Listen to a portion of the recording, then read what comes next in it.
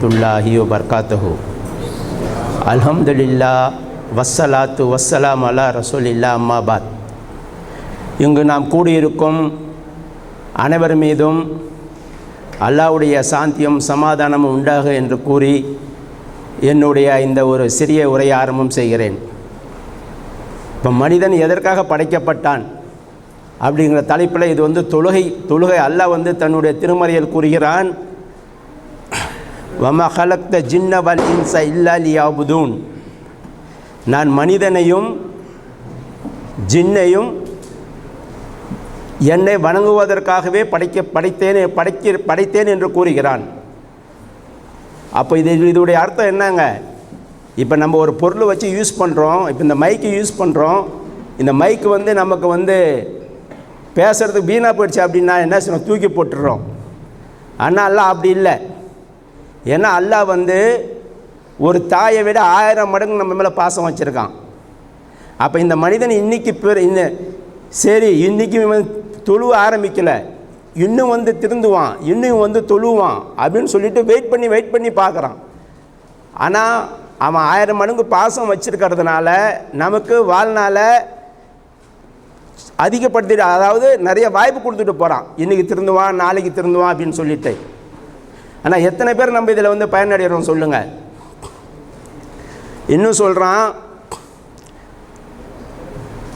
மனிதனை படைத்துட்டு ஆதம் அலைஹிஸ்ஸலாம் அவங்கள படைத்துட்டு சொல்கிறான், மலக்குமார்களை பார்த்து ஆதமுக்கு சுஜூது செய்யுங்கள் என்று கூறுகிறான். ஆனால் எல்லா மலக்குமார்களும் சுஜூது செய்கிறார்கள். ஆனால் அந்த இப்லீஸ் சைத்தான் ஒண்டி சுஜூது செய்வதற்கு மறுத்து விடுகிறான். அப்போதான் அல்லாஹ் கூறுகிறான், நீ ஏன் இந்த மாதிரி மறுத்து விட்டாய் என்று. அதுக்கு அந்த சைத்தான் கூறுகிறான், என்னை நெருப்பாலே படைத்தாய், அவரை களிமண்ணால் படைத்தாய், நான் எப்படி சிரமம் பண்ணிய வேண்டும் என்று கேட்கிறான் அவன். அதுக்கு அல்லாஹ் சொல்கிறான், நீ விரட்டப்பட்டவனாக ஆகிவிட்டாய், உனக்கு நீங்கள் இடம் இல்லை, இறங்கிவிடு என்று கூறுகிறான். அதுக்கு அவன் சவால் விடுகிறான், நீ என்ன இங்கேருந்து போக சொல்லிவிட்டாய், ஆனால் நான் உன்னுடைய படைப்புகளில் இடப்பக்கமும் வலப்பக்கமும் முன்பக்கமும் பின்புறமும் இருந்து அவர்களை நான் வழி கெடுப்பேன் என்கிறான். அதற்கு அல்லாஹ் கூறுகிறான், அவ்வாறே உனக்கு நான் அவகாசம் அளித்து விட்டேன். ஆனால் என்னை யார் பின்பற்றி என்னை என்னுடைய இறையச்சத்தோடு யார் இருக்கிறார்களோ அவர்களை நீ வழி கெடுக்க முடியாது என்று சொல்லிவிட்டான். அவர்கள் யாருங்க? தொழுகையாளிங்க. அல்லாஹ் இன்னும் தன் திருமறையில் கூறுகிறான், அல்லாஹ்வுக்கும் அவனுடைய தூதருக்கும் கீழ்ப்படியுங்கள், நீங்கள் அதனால் கிருபை செய்யப்படுவீர்கள். அல்லாஹ்வுக்கும் தூதருக்கும் எப்படிங்க நாம் கீழ்ப்படுகிறது? ரசூலுல்லாஹி ஸல்லல்லாஹு அலைஹி வஸல்லம் அவரை யார் பின்பற்றுறாங்களோ அவங்க தான் கீழ்ப்படுகிறதா அர்த்தம். எப்படி நம்ம பின்பற்ற முடியும்?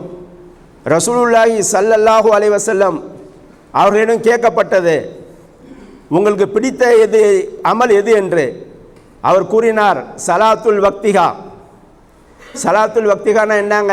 குறிக்கப்பட்ட நேரத்தில் தொழுவது. இப்போ பாங்கு சொல்லிட்டாங்களா, இங்கே அதுவும் சவுதியை பொறுத்த வரைக்கும் நமக்கு அவ்வளோ ஒரு வாய்ப்பு கிடைக்குதுங்க தொழுகைக்கு. பாங்கு சொல்லி முடித்த உடனே போனோமா, முதல்ல போனோமா, ஒழுவு செஞ்சோமா. எப்படி ஒழுவு செய்யணும்? ரசூலுல்லாஹி ஸல்லல்லாஹு அலைஹி வஸல்லம் எப்படி காட்டி கொடுத்தாங்களோ அந்த முறையில் ஒழுவு செய்யணும். யார் ஒருவருக்கு ஒழுவு முழுமையாக செய்யலையோ அவங்களுக்கு தொழுகையும் இல்லை. அப்போது போனோமா அவசரமாக சில பேர் என்ன செய்கிறாங்கன்னா, மஸ்ஜிதுக்கு போகிறாங்க, வெளியே நின்று பேசிக்கிட்டு இருக்கிறாங்க மொபைலில். அந்த தக்பீர் சொல்ல ஆரம்பித்தோடனே ஓடி போய் ஒழுவு செஞ்சுட்டு பட்டுன்னு உள்ளே ஓடி ஒரு ஜமாத்து கூட தொழுவ முடிஞ்ச உடனே வெளியே வரவங்களும் இருக்கிறாங்க. ஆனால் அந்த தொழுகை ஏற்றுக்கொள்ளப்படுமா? அது அல்லாஹ் அறிந்தவன். யார் ரசூலுல்லாஹி ஸல்லல்லாஹு அலைஹி வஸல்லம் கூறியுள்ளார்கள், யார் தன்னுடைய வீட்டில் இருந்து அழகிய முறையில் ஒழுவு செய்து விட்டு யார் மஸ்ஜிதுக்காக ஒரு அடி எடுத்து வைக்கிறார்களோ அவர்களுக்கு ஒரு அந்தஸ்து கூட்டப்படுகிறது, ஒரு பாவம் மன்னிக்கப்படுதுன்னு சொல்லியிருக்கிறாங்க. ரெண்டாவது, மஸ்ஜிது உள்ள போய் யார் அந்த மஸ்ஜிதுடைய வரமுறையை வந்து கடைப்பிடித்து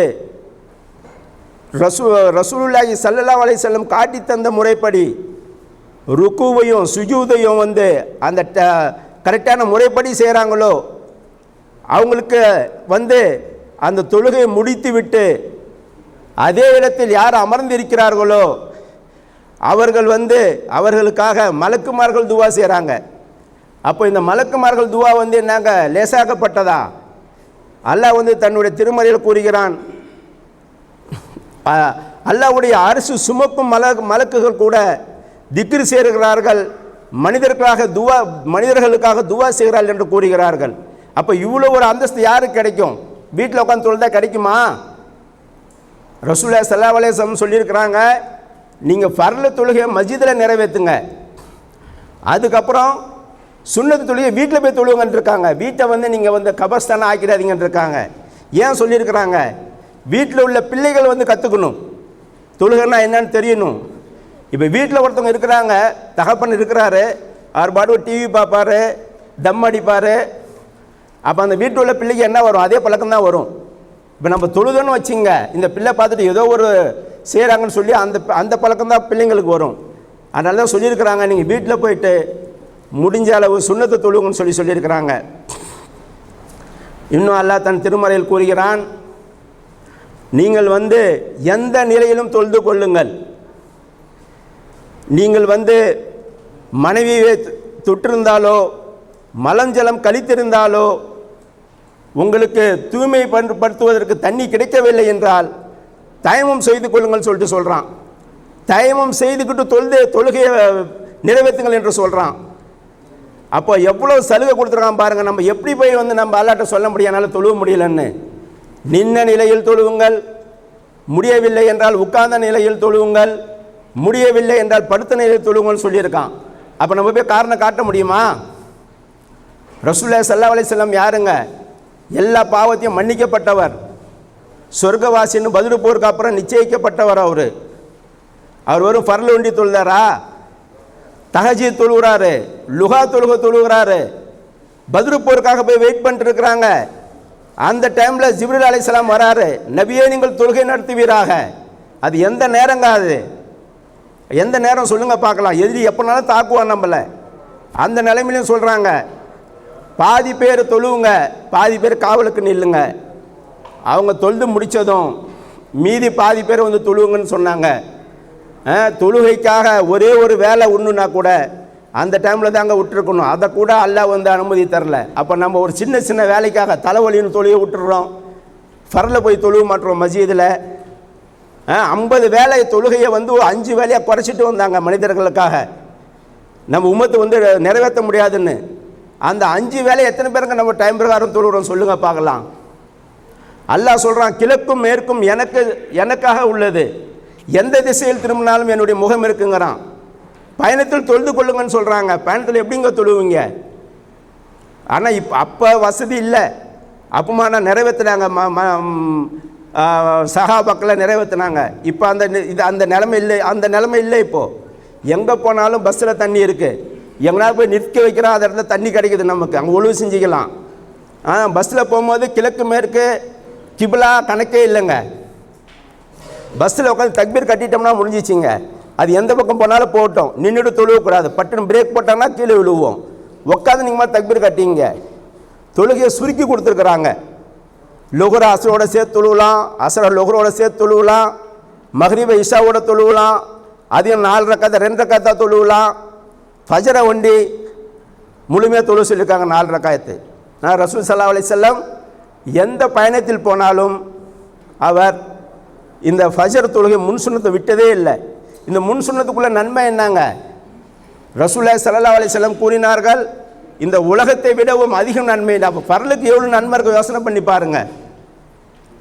அப்போ நம்மளால படைச்சது வெறும் வணங்க தாங்கும் போது நம்ம வந்து இன்ஷா அல்லாஹ் இவ்வளோ நாள் எப்படி இருந்தோமோ அல்லாட்ட நம்ம மன்னிப்பு கேட்டுட்டு, அல்லாஹ் சொல்கிறான், உங்கள் உயிர் தொண்டைக்குழி அடையிற வரைக்கும் நான் மன்னிக்கிறேன்னு சொல்லி சொல்கிறான். அப்போது நம்மளுக்கு இன்றைக்கா நாளைக்கா தெரில, இங்கே உட்காந்துருக்கோம், நான் ஏஞ்சாதான் நிச்சயம், நம்ம இங்கே இருக்கோம் வெளியே போடாதான் நிச்சயம். அதனால் இத்தனை நாள் நம்ம எப்படி இருந்தோமோ தெரியல. இன்ஷா அல்லாஹ் இனி நியத்து வைங்க, இங்கேருந்து போகிறவங்க யார் யார் தொழுவலையோ அதுவும் டைம் பிரகாரம் ஜமாத்தில் யார் தொழுவலையோ இவங்கெல்லாம் வந்து இன்னிருந்து நான் தொழுவோட நியத்து வைங்க. அல்லாஹ் கண்டிப்பாக நல்லதுக்காக நியத்து வச்சா அல்லாஹ் வந்து கண்டிப்பாக அதை கபூல் பண்ணுறான். அல்லாஹ் சொல்கிறான், நீங்களாக வந்து திருந்தாத வரைக்கும் நான் வந்து அதுக்கு முயற்சி பண்ண மாட்டேங்கிறான். இந்த பயான்லாம் எதுக்குங்க நடத்துகிறாங்க? வேஸ்ட்டாக நடத்துகிறாங்க, மக்கள் நேரு வழி பெறணுன்னு. அதனால் இன்ஷா அல்லாஹ் இனியிருந்து நம்ம அனைவரும் நியத்தி செய்வோம். நானும் துவா செய்கிறேன், எல்லோரும் 5 வேளை தொழுது நபி காட்டு தந்த வழியில் நடக்க வேண்டும் என்று பிரார்த்தித்தவனாக என்னுடைய இந்த சிறைய உரையை முடிக்கிறேன். ஆஹிர்தாவானா அல்ஹம்துலில்லாஹ். அஸ்ஸலாமு அலைக்கும் வரஹ்மத்துல்லாஹி வபரகாத்துஹு.